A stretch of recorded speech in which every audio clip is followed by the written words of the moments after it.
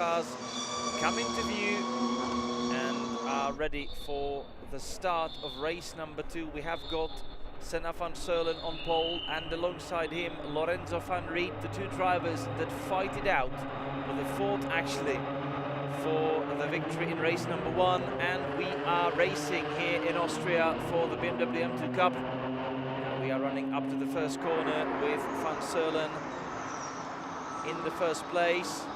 There was a crash in the opening race, but all is clean. For race number 2, even Jaden Post made it round. He was the one crashing into another driver on the inside. That was Sen Rodenburg, with Rodenburg this time out starting behind in 7th. So the fight for the race lead still on, with Van Riet now leading. There was a little bit of a contact in turn 3 now, sort of midway through the pack, but we have got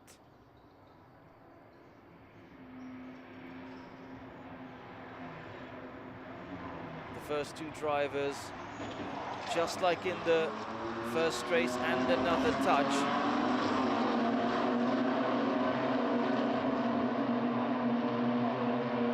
It's Dirk Warmerdam getting hit from behind in turn number 4, and as a result dropping down the order. We have got the 10 cars on the grid for the second race as well.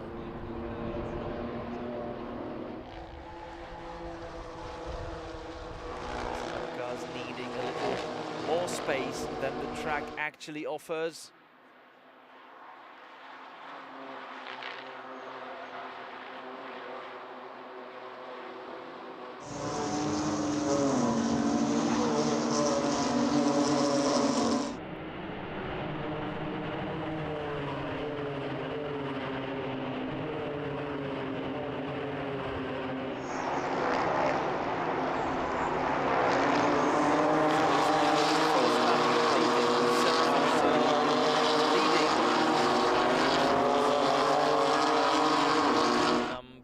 Was it 74?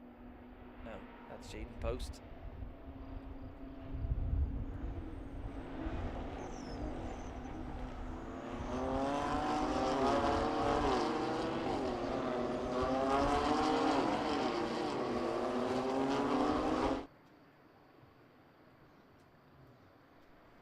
So Senna van Seulen leading from Lorenzo van Riet. Sandra van der Slot actually in 3rd, doing much better than in the first race. And this is Jaden Post, car 74.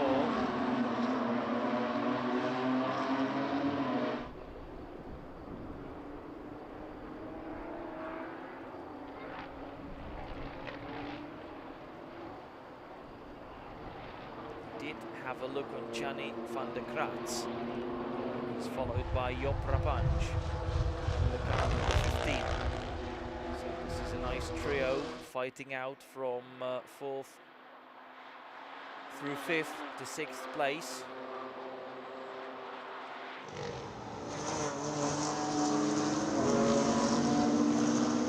Look how flat they're all cornering through the right-handers. It's actually a very tricky section of the corners towards the end of the circuit, because you're right on the edge of your tyres, of the adhesion of the tyres, and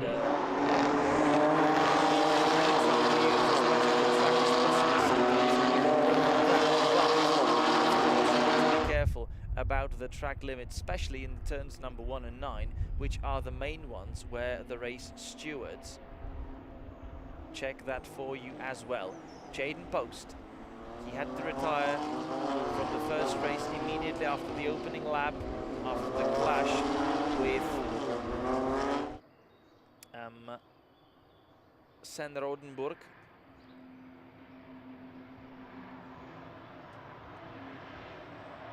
Now he's in the race and he's fighting inside the top 5, trying to have a look on Gianni van der Kratz.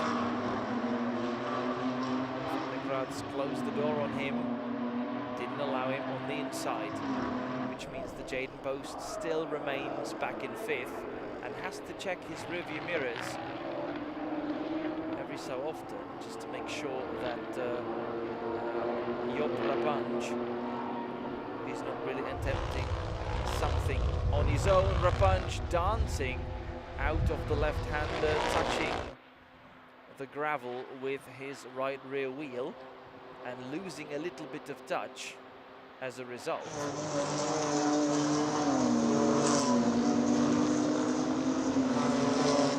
the final corner and onto the next one. Senna van Seulen has completed 3 laps in the lead of the race. We've got one of the BMWs with damage returning to the pits right now. Is that what McAfee probably is? There was a contact further down the field in one of the opening laps. Turn 3 incident noted, turn 4 incident, cars 15 and 11 under investigation. Those are Job Rapunch and Rob McAfee, who is now in the pits.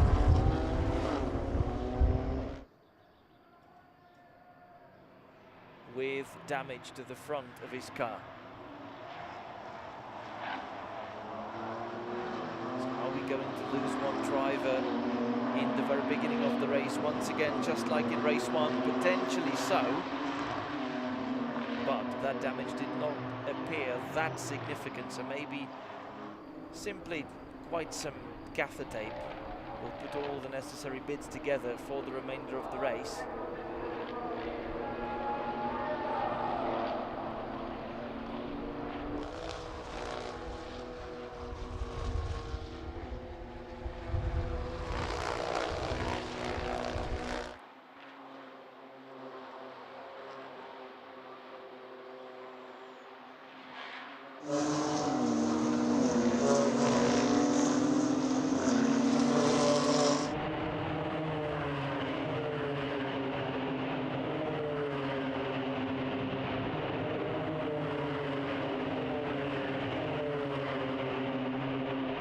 And of course, the 2 members of Rob McAfee now summoned by the stewards for the race to give explanation to what was happening in that corner, probably even provide some footage from the onboard cameras if the teams have them in.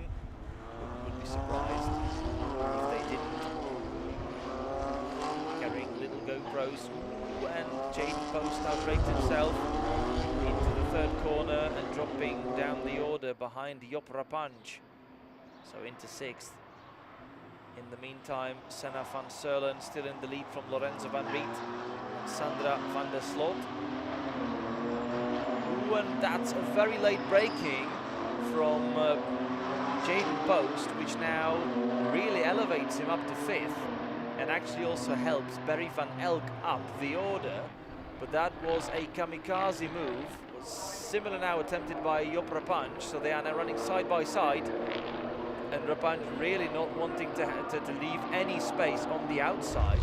But really look at Jaden Post, he's very aggressive, and he did already go aggressive in the first race into the first corner, caused the crash, had to retire, and even though he was more careful this time out, he really went deep into the corner while attempting a pass on Job Rapunch.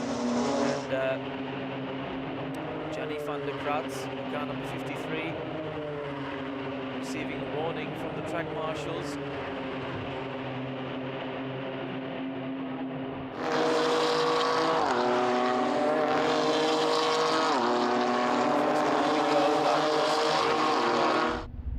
Vigorous jump over the inside curb, which unsettled the car and definitely did not allow it to go on throttle as soon as the driver would have hoped for. We are nearing the end of the first 10 minutes of the race, and so far it's pretty exciting. Lots of fights up and down the field. However, Senna van Seulen really not leaving anything up to chances, and he's opened up a lead of 1.3 seconds over Lorenzo van Riet.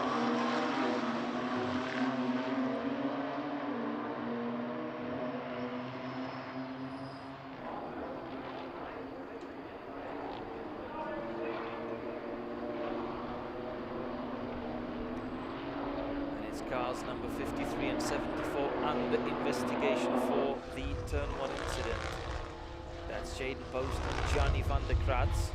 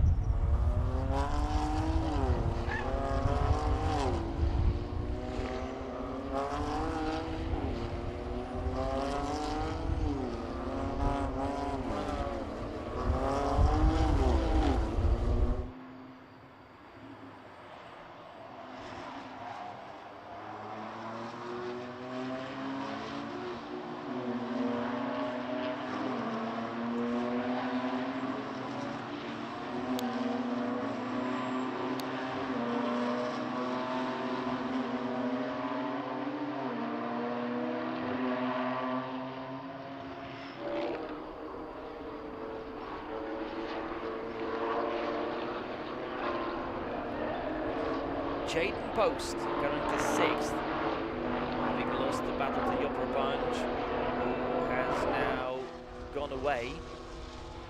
They've already got 1.5 seconds between them. But Post is going to have to defend that from Barry van Elk.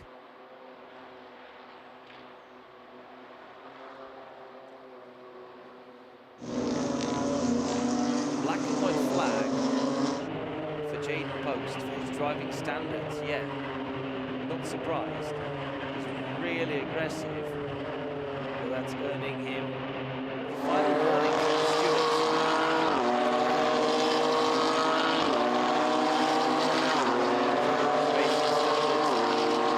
Change. He might get penalized for what he's showing us at the track.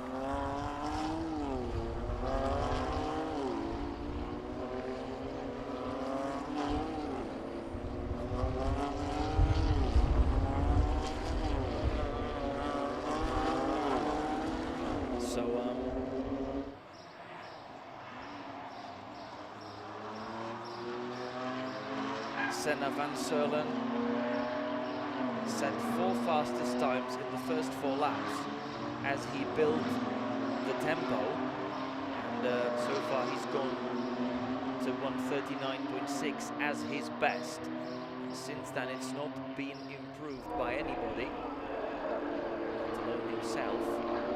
He's running at 1:40.4, so a significant drop in the pace as everybody's trying to preserve the tyres for the entirety of the race. It's still long. We are only now reaching the end of the first quarter of the race.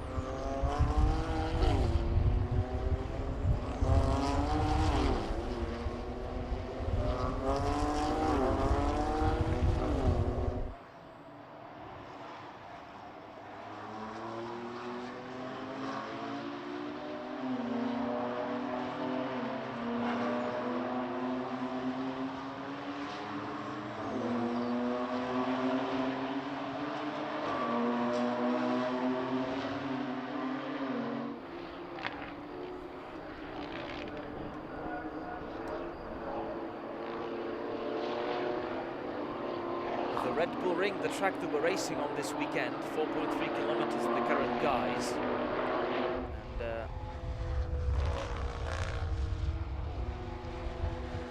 And it feels modern when you hear it. It just feels modern, all the infrastructure, everything, compared to some other circuits that we have on the calendar. It's definitely of the highest, standards, and that's despite the fact that this is not a new track. It's actually got quite a lot of history to it.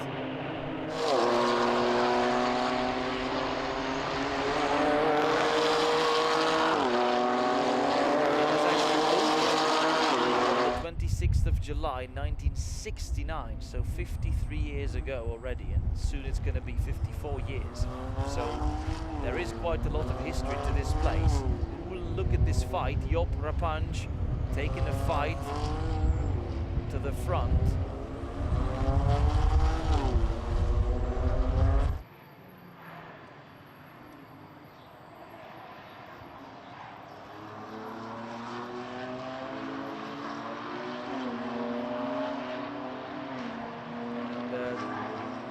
Overtaken Gianni van der Kratz for fourth. So he shook off that pressure from Jaden Post and actually started attacking, and he's on his move. And yeah, the race leaders, they do already have a bit of a gap, but the race is still long, still 3/4 of an hour left.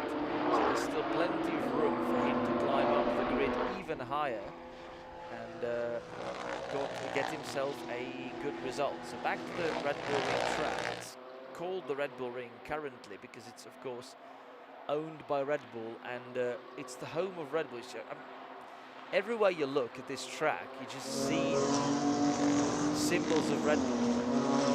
It's the colors of everything, even the concrete blocks guiding you onto the circuit, all the tire barriers, and of course the bull statue in the middle of the track, and of course at the entrance in that cafe and museum, with former Formula One cars on display or other machines that in the motorsports history have had a significant Red Bull backing and sponsorship. So you'll see circuit motorcycles, you'll see old Formula One cars, even lower Formula, etc., etc.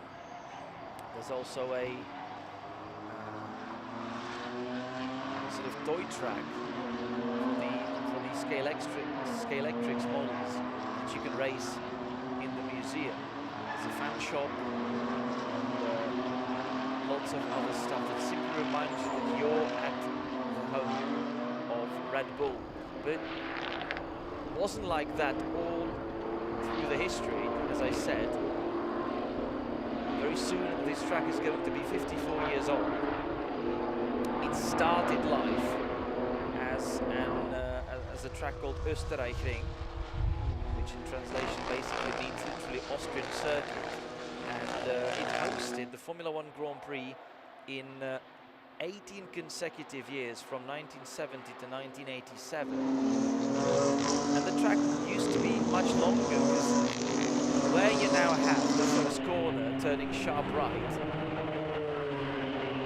back then in the 70s and 80s you would simply go ahead and straight ahead and make a much faster, much more smoothing run see above the grandstands on that spot. So you would then rejoin the track at where today's turn 3 now is, which means here the track would rejoin the current circuit and then sort of ribbon down the hill back onto the start and finish straight. But none of the slow corners that we have on the track now used to be here. Those were much faster and much more sweeping. So it was like a roller coaster, sort of baby roller coaster, this track was. And it served for one of the greatest Austrian Grand Prix of the history. Then it was actually rebuilt to the layout that we see today, and it was used for the Austrian Grand Prix as the A1 ring with a new title sponsorship, and it hosted the Formula 1 Grand Prix from 1997 until 2003. Then the race was discontinued, and so was the track, which actually was on course to be demolished entirely. Even the track itself got ripped off, and there was no racing circuit at this place for some time before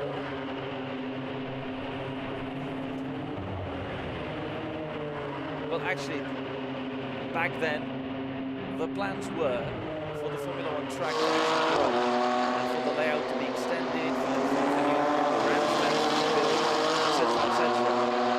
And those plans actually sort of crashed all the way until 2014. And shortly before that, the track was bought by Red Bull owner Dietrich Mateschitz, who sadly passed away last year, towards the end of last year. And the track was then reopened on the 15th of May 2011. But compared to today, it was still missing the huge grandstand today with all the buildings around it. So it was still pretty basic. I do remember being here somewhere around 2011, 2012 for the World Series by Renault, and still the track infrastructure was much, much simpler than what it is today. And then it was announced that Formula 1 would return for 2014, and the infrastructure was simply beefed up and improved. And since 2014, Formula 1 has been back, and since 2016 even the MotoGP race for the Styrian Grand Prix, Austrian Grand Prix actually. And then there was one more change of the layout last year, because in 2021 there was a scary, scary accident. I can't remember the names of the riders that were involved, but it was in turn 3, that very sharp hairpin on the top of the hill where we are going just now in this race. And two of the riders simply lost it. They crashed together and fell off their bikes, and the bikes kept on traveling towards the corner and actually flew across the track right behind the hairpin. So here, where the drivers are now making a sharp right turn, as they were coming out of the corner, the two motorbikes with the riders no longer on them simply shot across the track, and one of them very nearly missed two other drivers. One of them, I believe, was Valentino Rossi back then. And had the incident happened half a second differently, I mean, sooner or later, the motorbike would have hit a little differently, and that back then could have been a nasty, nasty, nasty crash. Which is why, since then, there is actually chicane. When there's a big fight now between Job Rapanch and also Gianni van der Kratz. It's not like I didn't notice, it's just I was finishing the history of the Red Bull Ring, and you were already seeing the fight for yourself. And Job Rapanch on the inside, Gianni van der Kratz on the outside. Rapanch now coming through, having bumped wheels with van der Kratz, and also Jaden Post now waiting for his chance. So Rapanch goes up to fourth. We are nearing the halfway mark of the race, getting towards the pit stops. And here, this is actually the spot where you'll now probably notice the makings for the chicane that's existed since last year, and that is used for the MotoGP race, simply to slow the bikes right down for this corner to avoid potential accidents just like that one from 2021. There used to be a similar nasty crash in Formula 1 back in 2003 between Nick Heidfeld and Takuma Sato. Takuma Sato, by the way, the Japanese driver, is going to contest the Indy 500 this weekend.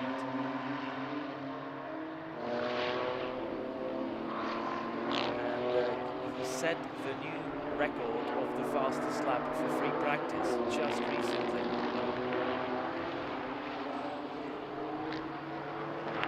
Indianapolis Motor Speedway.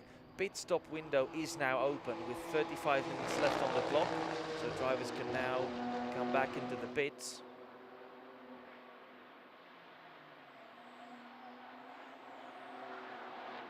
And Gianni van der Krat's doing so also. So is Lorenzo van Riet, who has now entered the pit lane. He lost 6.5 seconds to Senna van Seulen in the first half of the race. And now him and van der Krat are in the pits. So is Rob McAfee. After the early incident.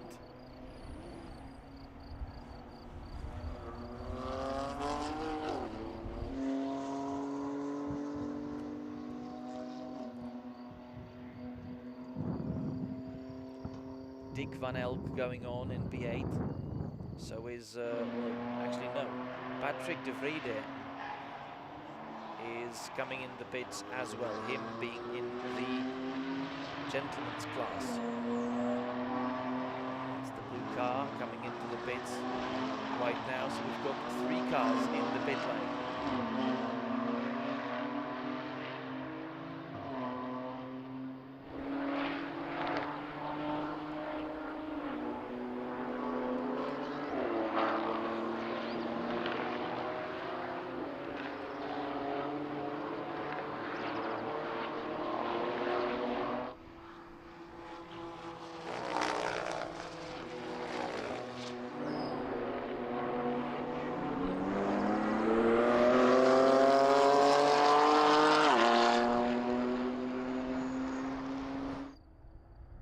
So that's Lorenzo van Riet out of the pits. Sandra van der Sloot taking second off his hands in the process. Job Rapange jumping up to third. But of course, they are still expected in the pits.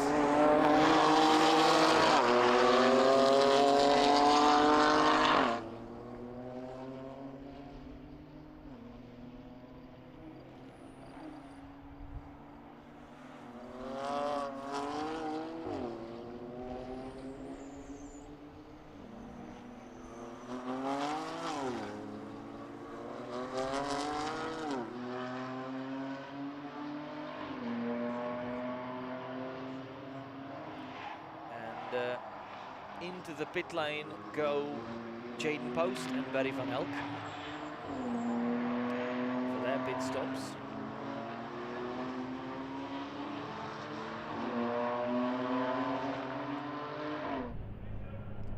There is Jaden Post.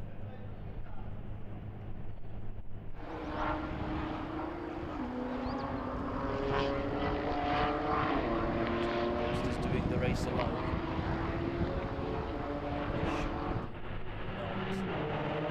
Be replaced. If you're actually running two drivers, then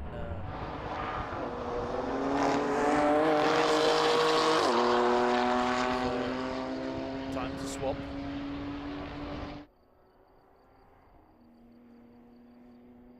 And now also the race leaders are in the pits. That means Senna van Seulen.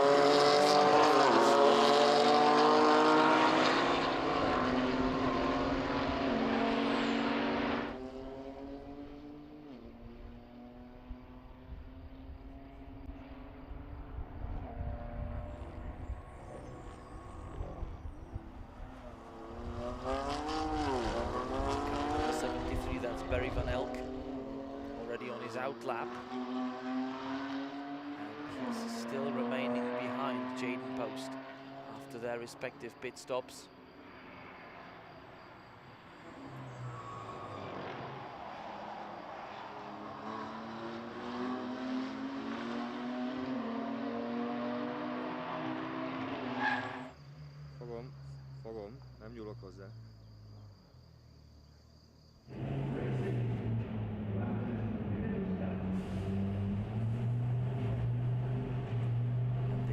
Dick Van Elk.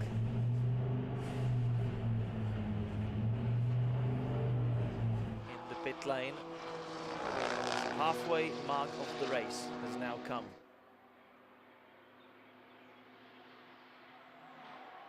We're still waiting for all the pit stops to take effect. Ooh, that was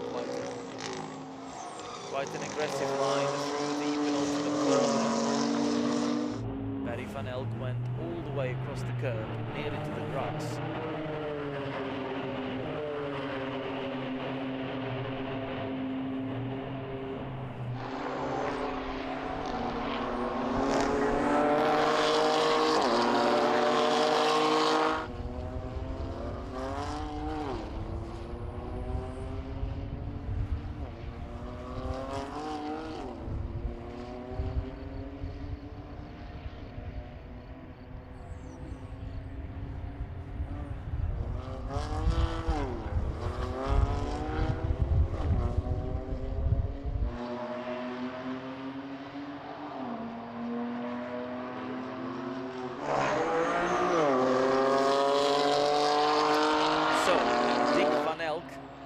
Turning back on the track.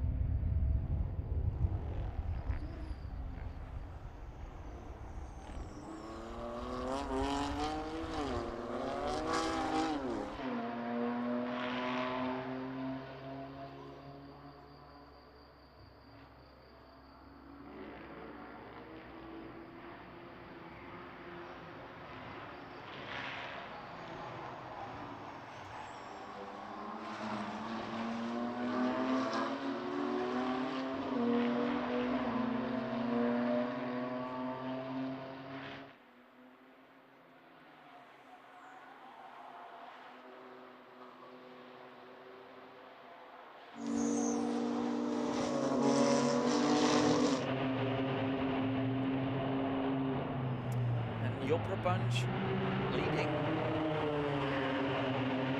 still with 1.25 minutes of a gap. Still waiting for that car to come into race. Senna van Seulen in second from Lorenzo van Riet and Sandra van der Sloot. Nothing changed about that. Also Jade Post up into fourth theoretically, but that's already where Yopra Punch is supposed to come back out of the pits when he completes his visit to the mechanics. So let's just wait for that.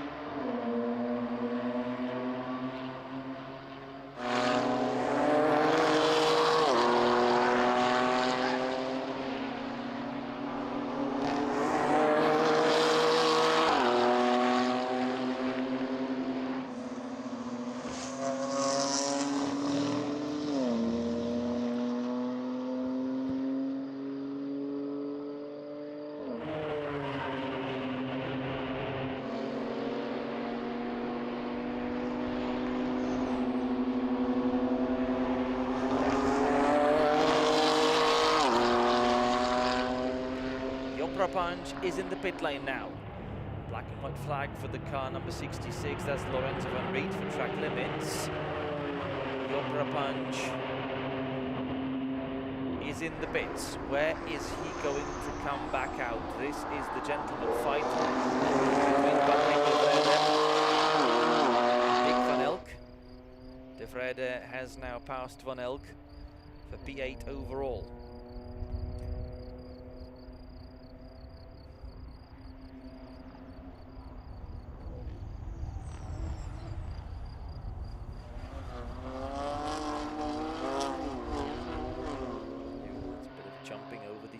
curb, exiting turn number 3.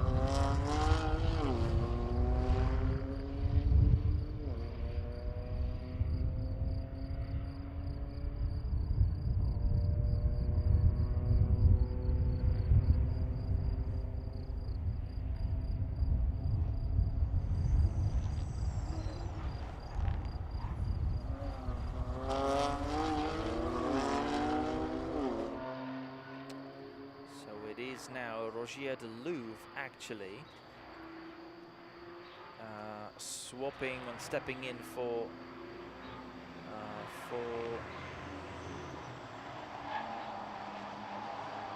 Patrick de Vrede in the P8, still ahead of Dick van Elk, and yeah, Senna van Sola has of course been replaced in the pits by Leighton Furry, and it's also Dirk Warmerdam stepping in for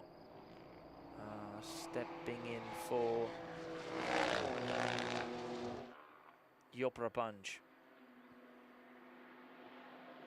And Sven Rodenburg is back in the car number 53.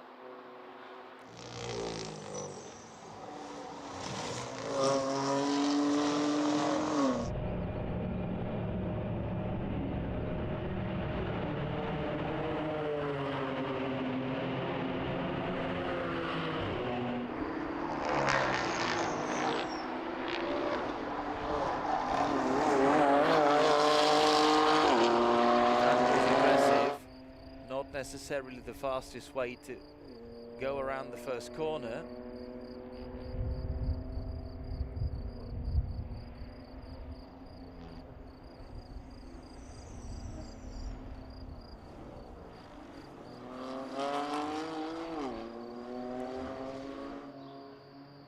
As we are getting near to the two-third distance of the race.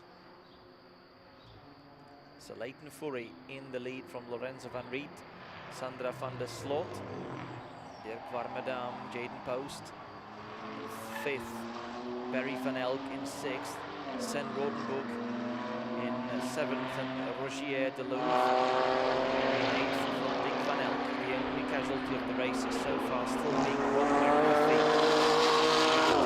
early on after one of the clashes with a crumpled bonnet.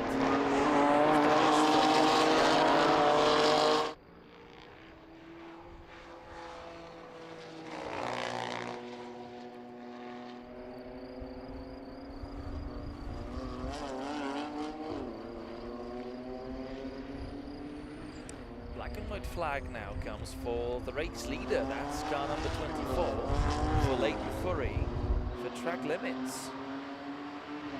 So we need to be careful about that.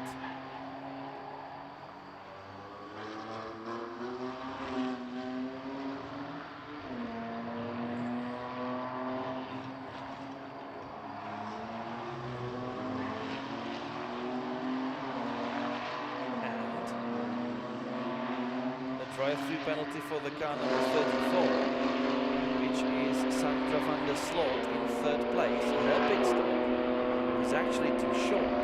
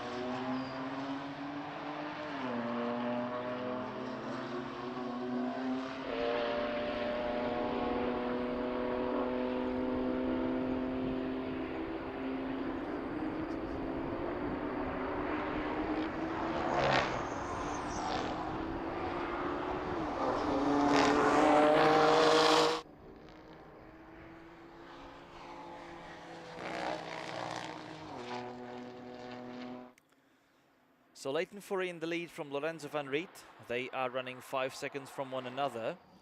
And if we check the times, then Fourie is actually faster than van Riet. And that is not promising any fight in any near future.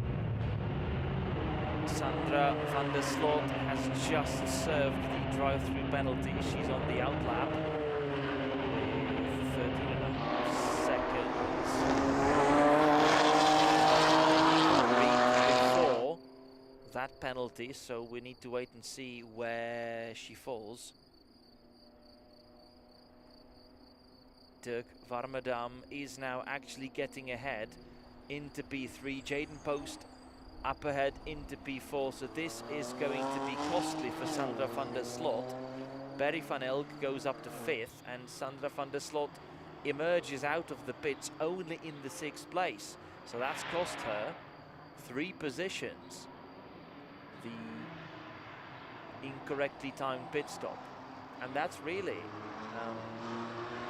bad luck for her, because it didn't seem like the overly short pit stop, so it must have been just a very small breach of the regulations, because Sandra van der Sloot was in 3rd since the beginning of the race.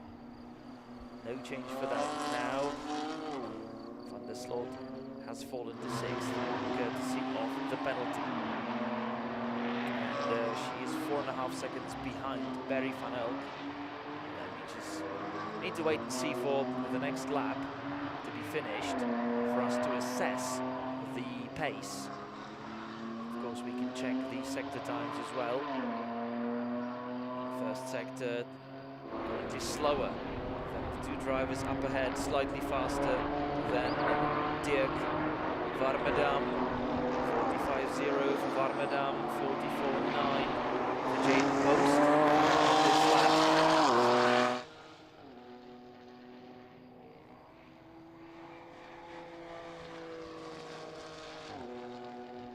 Waiting for more sector times to reveal the truth. There's Jaden Post finishing his lap.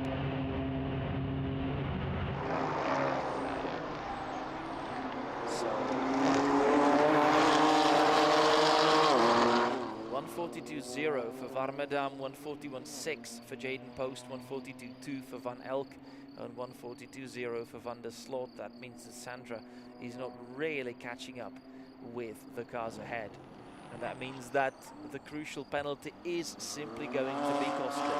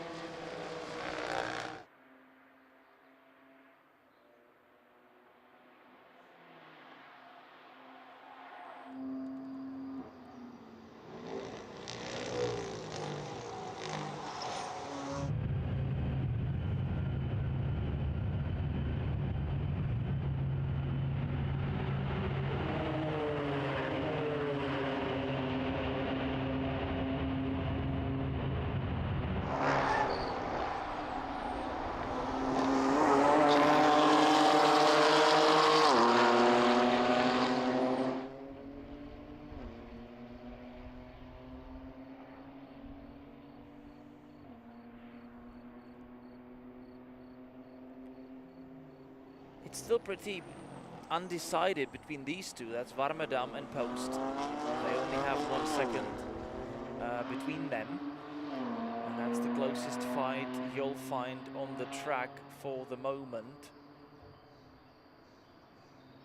Black and white flag for car number 73. That's Barry van Elk for track limits.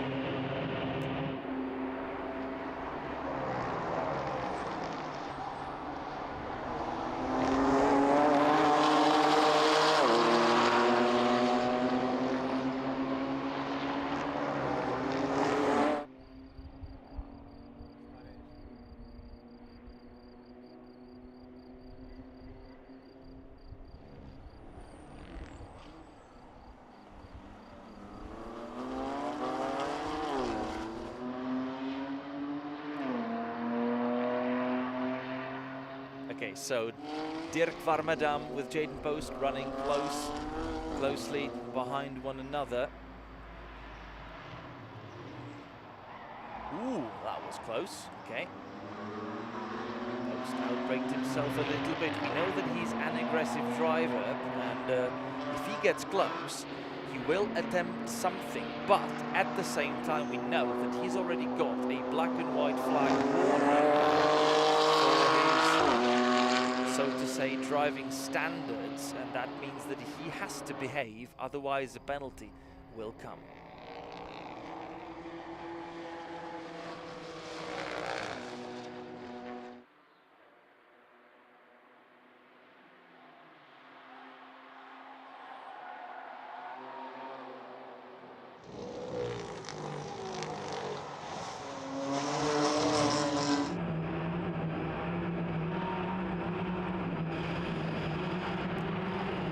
So 11 minutes left on the clock with Leighton Furry. If nothing terrible happens to him, he's on course for another victory here this weekend. 7.2 seconds ahead of Lorenzo van Riet.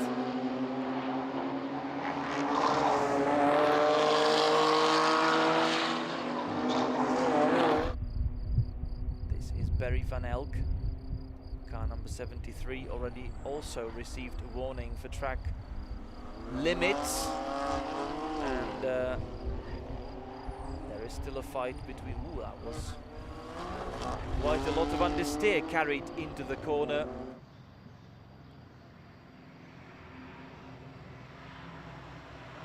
So Dirk Warmerdam and Jaden Post, that's this fight, the only one still active on the track.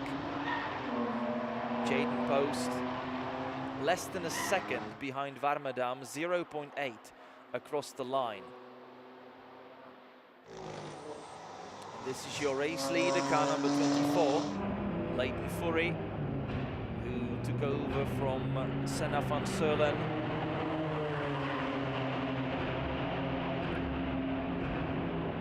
And on to another one, he's already completed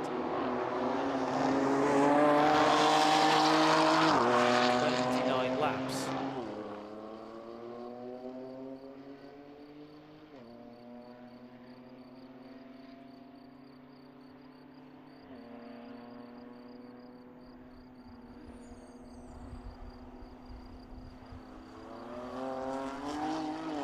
Just over 9 minutes still on the clock to be run in this race.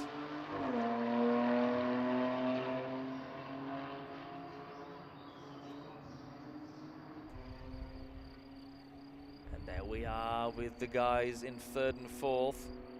This is for the podium. This could still get pretty heated up as they are running up the hill through turn 3. Dirk Warmerdam doing all he can to stay ahead. He's already going a little defensive, choosing his line wisely into the Rauchkurve. That is turn 4. So far, Jaden Post not close enough to attempt an overtaking.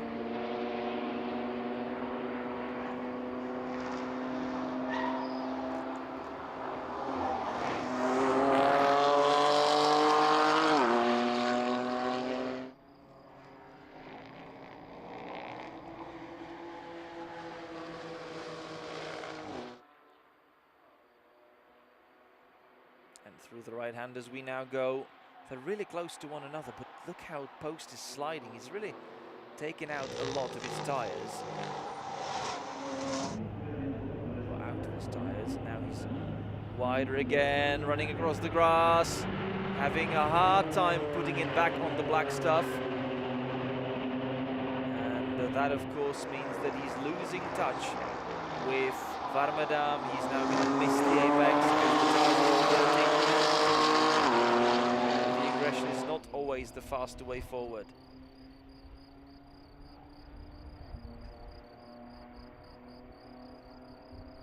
And I believe that Warmerdam knows that full well.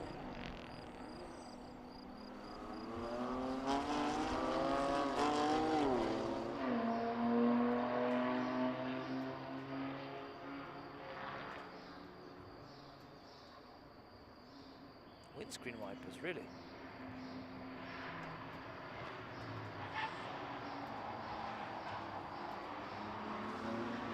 Yeah, the weather is much nicer than it was yesterday. Towards the end of the day yesterday, the skies were getting cloudy, and actually as soon as the racing action stopped, the rain started to fall. First the only light, and then a proper downpour arrived on the track, wiping off any rubber, any grip that there was on the track. So today in the morning we started with a very slippery track, which caught out some of the drivers in the first GT sprint.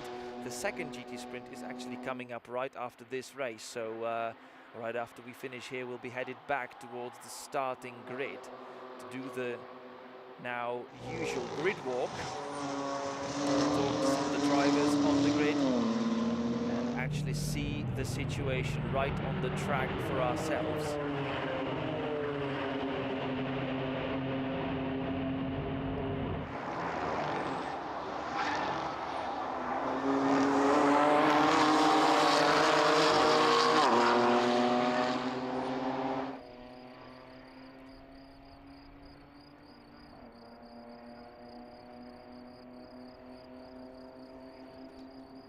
And it appears to me that Jayden Post has actually taken a little too much out of his tyres already.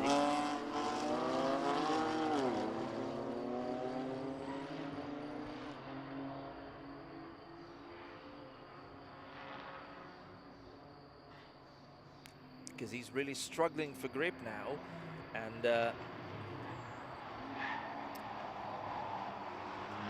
all that Dirk Warmerdam needs to do is simply stay calm and drive cleanly. That is now the recipe to keep Jayden Post at bay.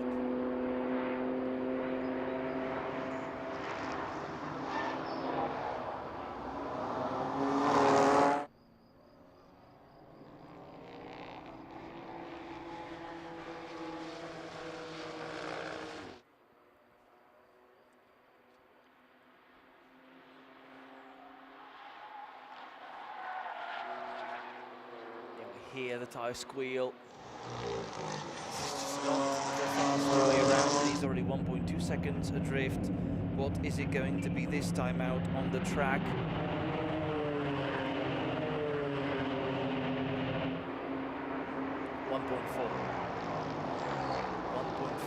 So Dirk Warmerdam getting away from him.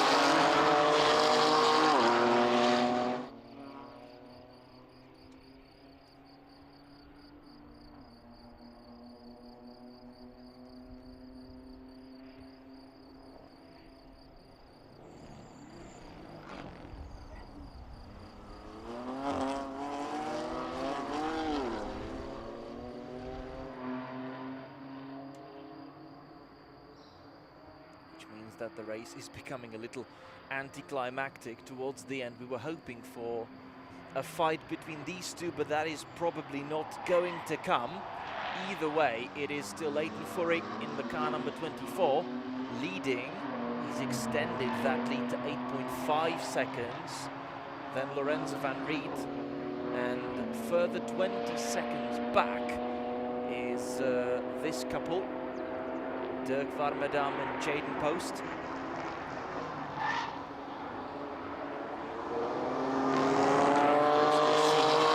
Struggle for grip now pretty much everywhere, and he still sees Dirk Warmerdam, so he still can he can still smell the podium, smell the champagne. But he still sees that in the hands of Dirk Warmerdam. Ooh, this is Dick van Elk. He actually had a couple of spins in the race number 1 in the first corner. Now he's, you know, he's moved it. He's chosen turn 3 to do that exactly.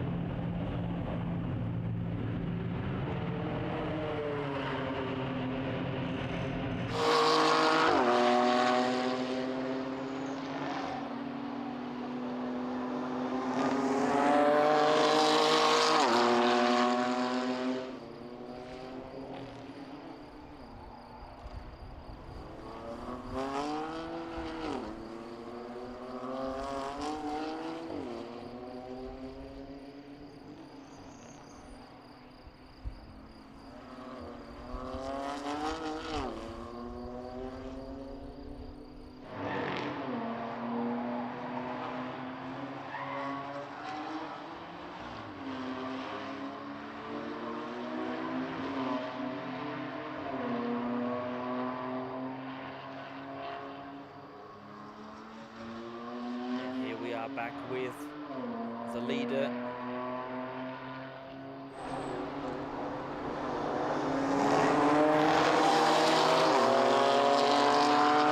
The car number 24, Leighton Furry, on the final lap.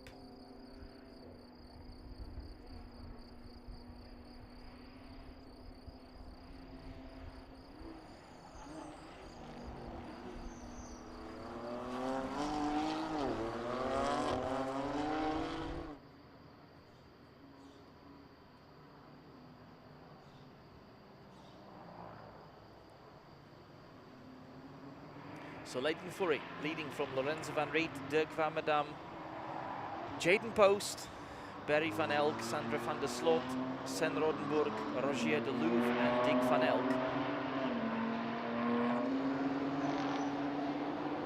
It's the second round of the 2023 calendar. From here, the M2s are going to Zolder in Belgium on the 7th, 8th and 9th of July, then mid-September to Zandvoort in the Netherlands, then Spa-Francorchamps mid-October, and towards the end of October to Circuit Assen back in the Dutch country. And out of the final tour comes Leighton Furry to make it a victorious double here in the Styrian Mountains at the Red Bull Ring. Leighton Furry brings the car 24 to second victory of the weekend to go undefeated together with Senna van Seulen. Lorenzo van Riet is already across the line as well in second, and we're now waiting for Dirk van Medam and Jaden Post. They should appear on the start and finish line any second. There they are. Dirk van Medam comes home in third, Jaden Post in fourth from Barry van Elk, and Sandra van der Slot, she was on course to score a podium, however then the penalty came for a mistimed pit stop. Sen Rodenburg in P7 coming across the line about now, and Rogier de Louvre in 8th, with Dick van Elk already seemingly a lap down in P9. Rob McAfee, the only casualty of the race after the opening lap incident and damage to his car. So just like in race number 1, 9 cars see the checkered flag, take the checkered flag, come home to finish the race. And that's it for race number 2 of the BMW M2 Cup Benelux. So in just a couple of minutes we'll be back with more action for the second GT sprint, and let's wrap this up with the race highlights.